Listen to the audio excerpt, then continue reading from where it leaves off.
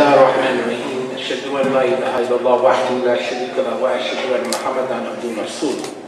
Beloved brothers and sisters, assalamu alaikum. It's a real honor to be in your presence this evening. We thank you so much for honoring us with your presence.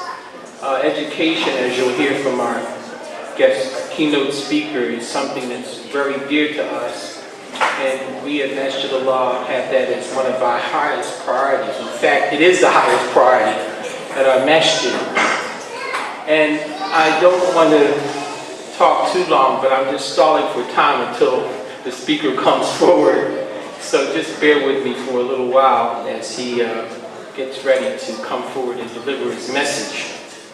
One of the things that I'd like to mention,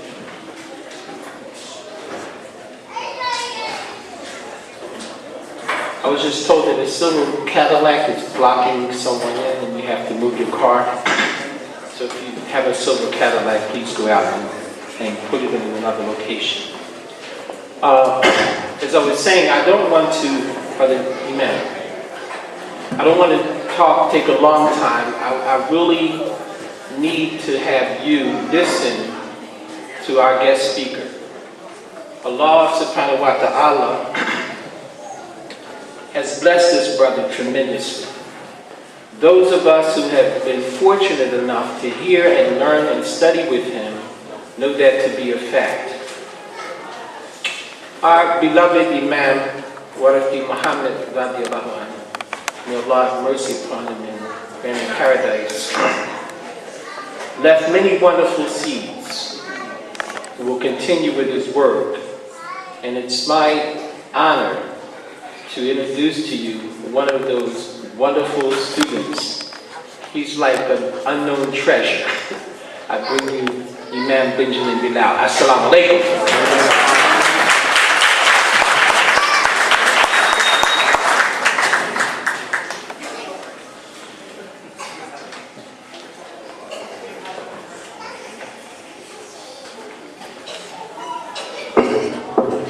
Bismillahir Rahmanir Rahim.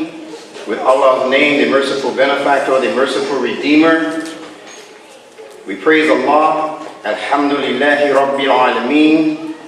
The praise is due to Allah, and Allah is the guardian evolver, the keeper and the sustainer of all systems of knowledge, as we greet you once again with Assalamu Alaikum. We're not going to take up too much of your time this evening. It is an absolute honor to be here this evening, to speak to you, to witness the minds and the hearts of the generations that are coming after our adult generation, to see the light in their faces, the enthusiasm in their performance, in their recitations. It is an absolute honor and touches the heart of any true human being to be able to witness that kind of phenomenon in 2012 when they're trying to convince us all, especially in the African American community, that we have nothing left to really talk about. We have nothing left in our generations to really feel good about. That we're really just a community of people at the whims of the prison system and those who would like to further exploit our community through drugs, through crime, through alcohol. Allah has blessed us in the midst of all of that turmoil to be able to still extract from the general body of our people those pearls that Allah will feel pleased with and will actually fortify, aid with His special aid, to help lead the majority of us back in the direction of where Allah wants us all to be situated. And Allah wants us all to be situated upon the throne of human dignity and excellence. We're looking at the leadership for that. They don't even know that they represent that. But we know, and we're thankful to Allah. So I'm thankful to have been invited here today by Imam Mikel Shabazz and the company of believers at Masjidullah, Philadelphia, Pennsylvania. I was very pleased just a week ago to be the special guest for a 3-day weekend in Wilmington, Delaware, one of your neighboring states. And I'm thankful for both opportunities.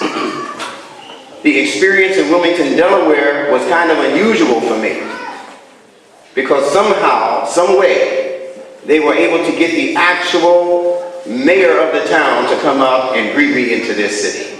I thought that was kind of special. African-American mayor. There to introduce and actually gave me a physical proclamation welcoming me to the city of Wilmington, Delaware. That's history for the little guy. Very thankful. We're thankful for this red carpet treatment.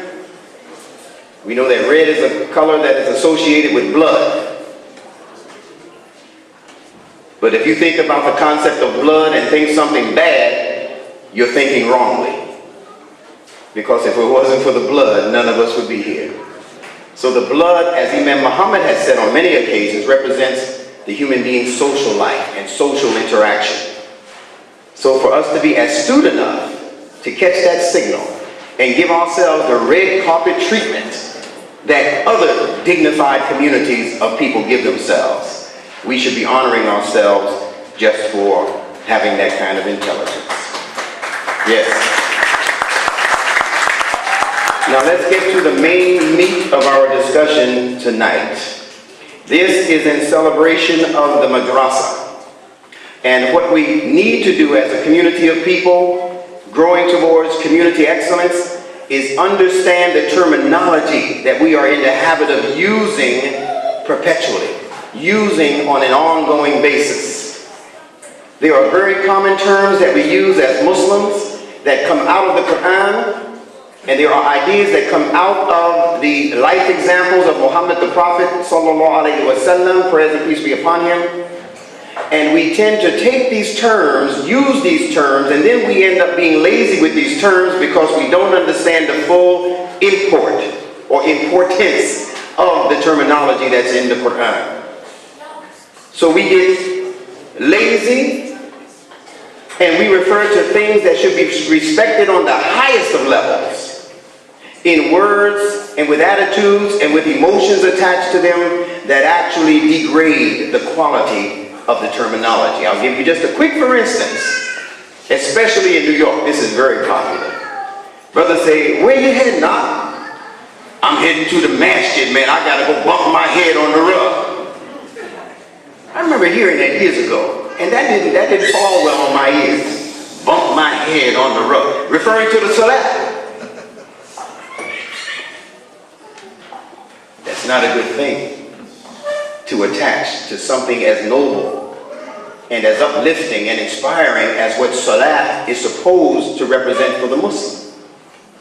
So I'm saying that so that we'll be more aware, be more conscious, be more cognitive of what it is we have as a package that they call religion. It's really our nature wrapped up for us by Allah and presented to us through the Sunnah, through the life example of Muhammad the Prophet, in a way that is designed to return each and every human being back to their fitrah default setting.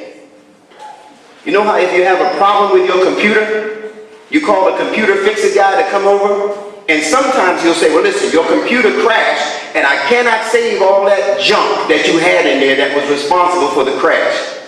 But I can save the computer by bringing that system back to its default setting. The reason why it crashed was because you had all of these viruses. That's how the human being is. The reason we crash in terms of our excellence, in terms of our potential, our intelligence, is because we've added all of this artificial stuff on top of the default setting.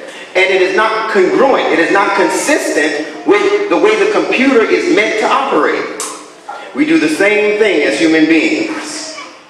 So Allah sent us a manual and an exemplar, someone to act out, if you will, what is in the manual, to give us further instruction, detailed instruction as to how to use the manual. And the manual is designed to bring the machinery back to its default setting. And for as long as you continue to put information in that machine that does not contain viruses that will affect that machine in a negative way, we'll have no problem with that machine.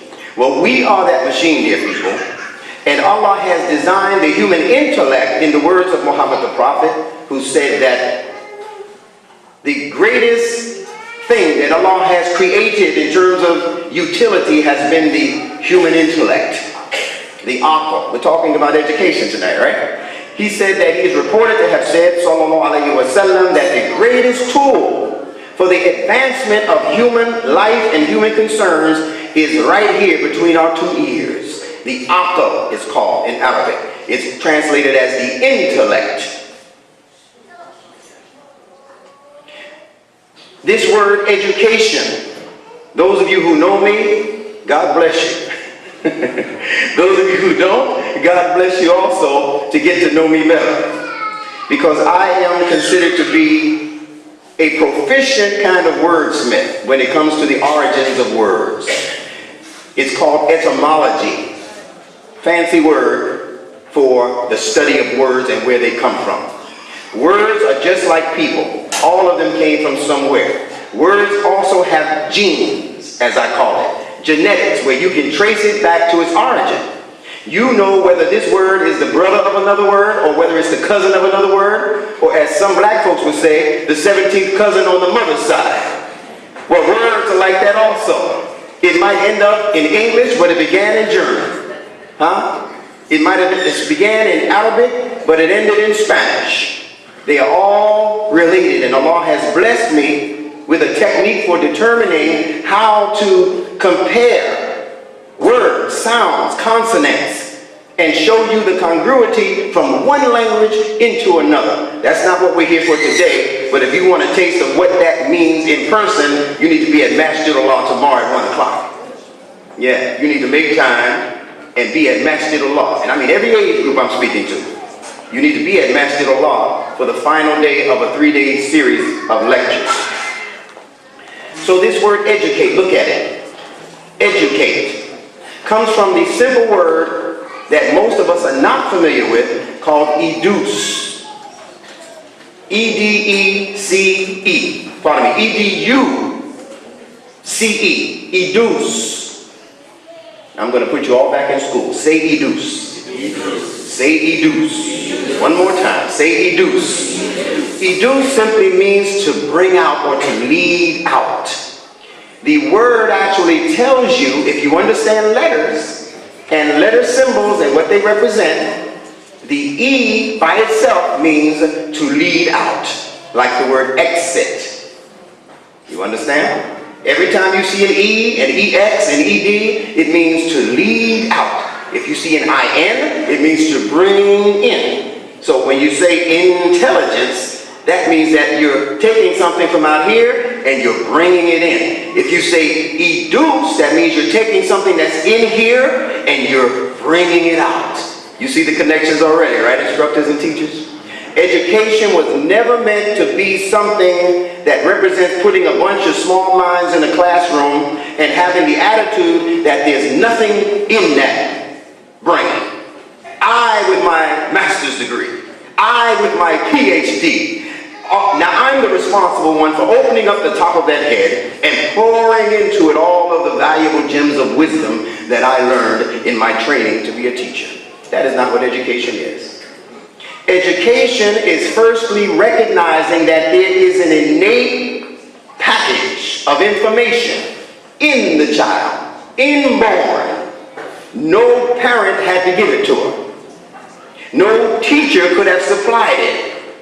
There is information wrapped up in the coils of your chromosomes, wrapped up in the interior of your DNA, that scientists say that if you were to put the information in one person's DNA into books, it would take libraries of Congress, thousands of them, to contain all of the information that Allah clocked into your individual body's DNA.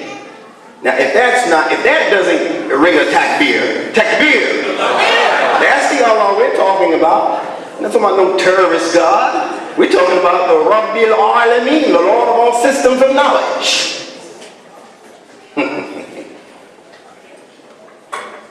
So educe means to take and at first recognize that there is a potential for information, for building upon knowledge that I did not give that child. That gives the teacher a feeling of humbleness.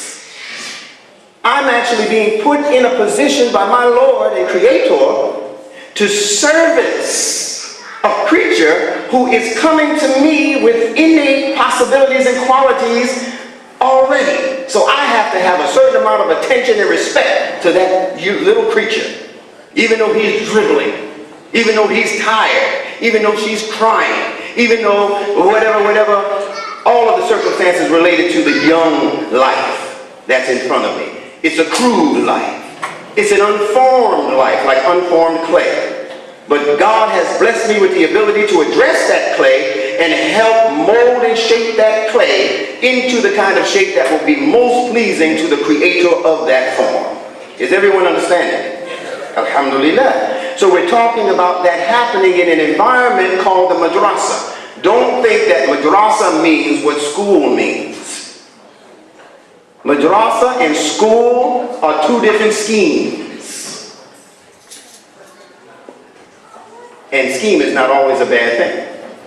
Allah says that He schemes a scheme, or that Satan schemes a scheme, and Allah schemes a scheme, and Allah is the best of schemers.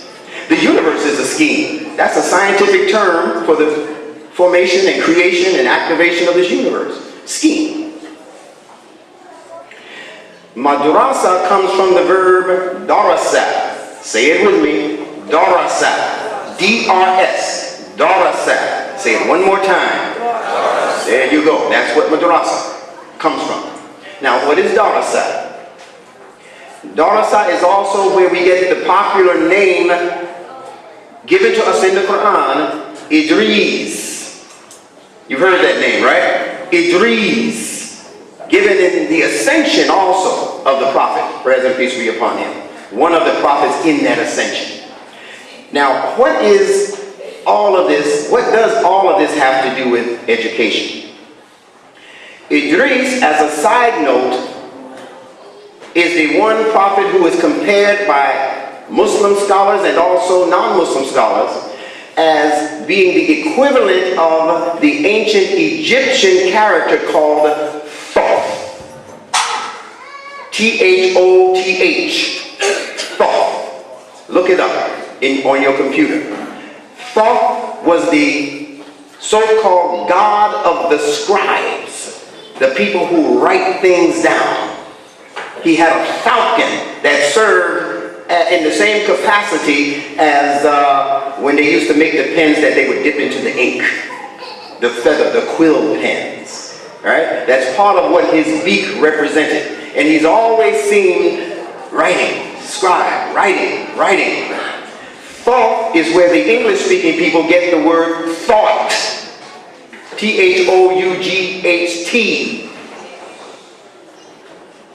So thought is best communicated when you write it down. Why? Because it goes then beyond your immediate audience. And your thoughts, those things that Allah blessed you to come up with as solutions to problems, as information that could help promote and advance excellence, cultural excellence, academic excellence, governmental excellence, economic excellence. When those thoughts are gathered and written down, you are now preserving those thoughts for future generations. So Allah addresses it in the Quran in Surah Al-Iqra by telling us that Allah is the one who created us and gave us use of the al-qalam, the pen, to do what? To not only babble back and forth in a way that only your immediate company is able to benefit from, and when your immediate company is dead and gone, so is the knowledge. You know, a lot of us in this association are making that same mistake. We have all of these tools for communication, all of these tools for preserving the knowledge of our our community's history, and we're letting a lot of our pioneers go to their graves with all of that information from the Nation of Islam days. Some come from the Moorish Science Temple days. Some come from other organizations or not organizations. Some are just people who had great information taught to them by their mothers, their grandparents, their great-grandparents. And we allow our children to just run around, like there's nothing to do in terms of the gathering of this information and the preservation of this information for their future generations to benefit from. All of these gadgets, we can't get a $10 recorder for our grandchild and say, listen, great-grandpa is coming over today. I want you to interview him. You want me to help you work on some questions for great-grandpa? Don't think great-grandpa is just this guy walking on a cane or being pushed in a wheelchair and he don't know nothing. Great-grandpa has a reservoir of information waiting for you, child. You want me to help you develop those questions? You know what the average child will say? Yeah, mommy. Help me. In the schools, right? That should be a project for every child. Interview your family members who are closer to the grave than we are. Allah knows best. These are hints and clues for the improvement of our educational life. So what does darasa have to do with this? The verb darasa, from which we get the word madrasa, means he studied a thing. It's a place of study. Madrasa, a place of study, particularly a place of reading.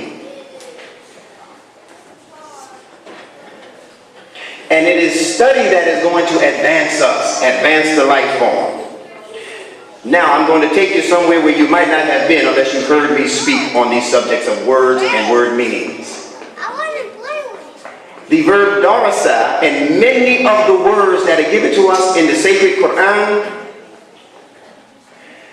were heavily looked into, heavily studied by the people who produced the historical European Renaissance that we know of as the Enlightenment period. The Renaissance, the rebirth of knowledge on the European continent. Prior to that, they were wallowing in super duper triple dipple darkness in Europe. People who couldn't even take a bath until it rained. They didn't know what to do. It took the Muslim Moors to go into Spain to teach them how to build irrigation systems. So that in the mean and in between time, when it wasn't raining, they still know how to be clean. Up until then, the Europeans would walk up to each other and talk to each other as though they were regal as I don't know what. But they would have these handkerchiefs, just like the ones on your plate, in front of them, and they would have bottles of perfume.